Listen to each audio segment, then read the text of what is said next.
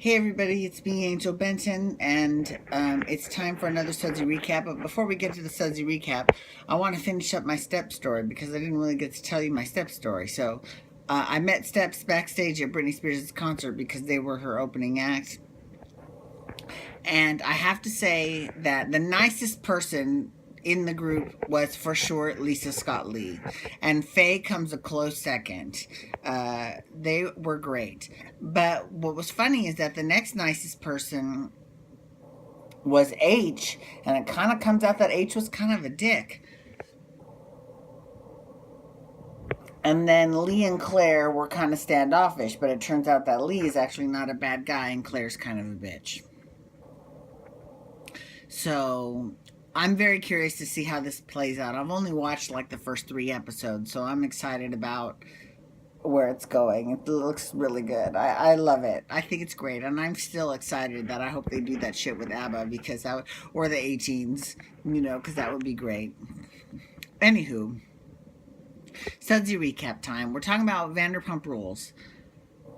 Okay, so yet again, we have to hear all about how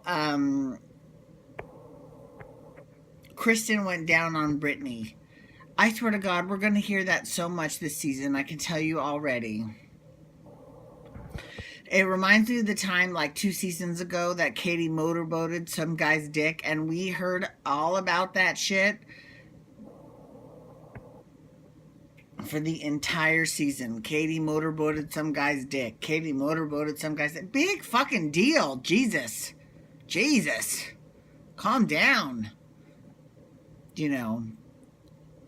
So I have a feeling that this is going to be that. But here's the thing with Brittany.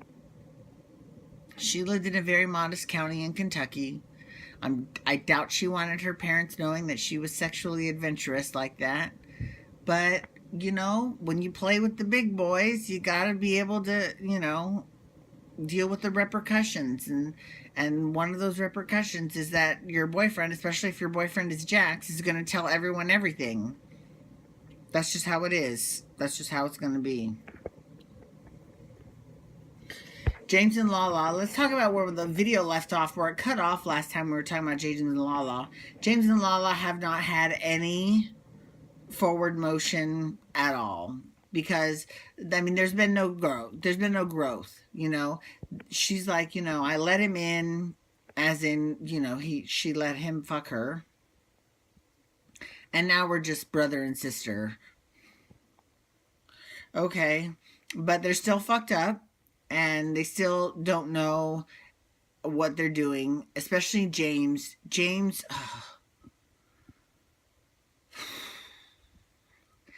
is very trying. He's very trying. Like you. There are times when you want to root for him, but then there are times where it's like you just make it worse, And he came up to the dinner table because at that OK Magazine party, and then he was a total asshole to them. And just like Lala was kind of a bitch. And then in this episode, Lala was basically had a lunch with her mom. And she was like, I don't like being a bitch. I don't like being a mean girl. I really don't like that these people, this group brings this out in me. And her mom's like, you're not a mean girl, blah, blah, blah. You're so sweet. You're my Lala, blah, blah, blah. Right? Because she's her mom. Really. But it didn't matter because right after she had that conversation, she starts talking shit about people again. So it's like, okay, is it real?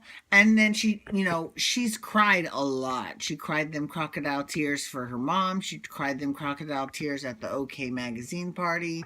If I was Lala and I was that upset that people were not accepting me, I would either, these are my choices, I would either say fuck it and just move on and keep being me, and then if they don't like it, too bad, that's on them. Or if what they're saying has any importance, and it obviously does to her because she keeps crying about it, then shape up, change your behavior. I mean, whatever. Either way, make a fucking choice, because they have not. This is the exact same shit that we saw last season. I don't see Lala lasting this whole season, actually, to be honest with you. I don't. But so this past week we saw random Asian gay. Remember from last year? I think his name was Jeremy, whatever. We saw him, of course, spreading the rumor about Kristen and Brittany. And we got to see the hilarious chefs at Sur speaking in Spanish about Jax walking in on Kristen and Brittany. It was hilarious. I thought that was absolutely hysterical. Even Lisa she got in a few barbs at the, she had this this Yulin Dog Festival celebration where she is celebrating the downfall of the Yulin Dog Festival, because in Yulin, China, they had this festival where they eat dog, Not a word, Rusty, not a word. And so she wants this whole thing ended because it's barbaric or whatever. I mean, on the one hand, I agree with her, but then on the other hand, I'm like, well, are we going to do a Save the Rabbits festival? Because, I've eaten rabbit. Rabbit is delicious.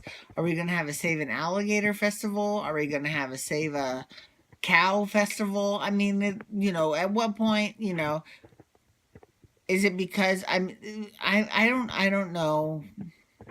I don't eat dog. I've never eaten dog. I'm not about to eat dog. I know lots of places in those countries like Korea and China, they eat dog and it's fine.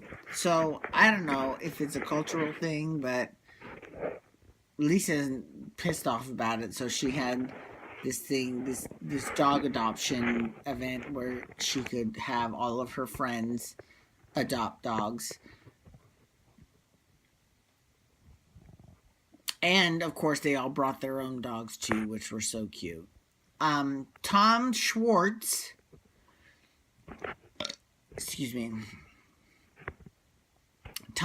and Katie were actually discussing a prenup. And I have to say, given Katie's volatile history, they did an amazing job at keeping it a very civil conversation and very agreeable and amicable. It was wonderful. I loved it. I thought it was, we're seeing a new side of Katie. This is great. Because you could tell Tom was totally nervous to even bring it up. But he brought it up and they talked about it and they're like, yeah, I don't have a problem with that. And I think that Katie is actually, this is why I think that Katie's fine with it, because if you sign a prenuptial agreement and you're saying, look, all I had before I met you is mine, and all that you had before you met me is yours, because in California, anything that you two do together is community property. But, if you do this agreement, then you can't go after stuff that she had before. It's kind of a big deal, because I'll tell you how when not signing a prenup bit someone in the ass. Jessica Simpson, when she was married to Nick Lachey, Nick wanted her to sign a prenup. And she refused. Because, he was at 98 Degrees at the time, and he was real big and popular all over the place.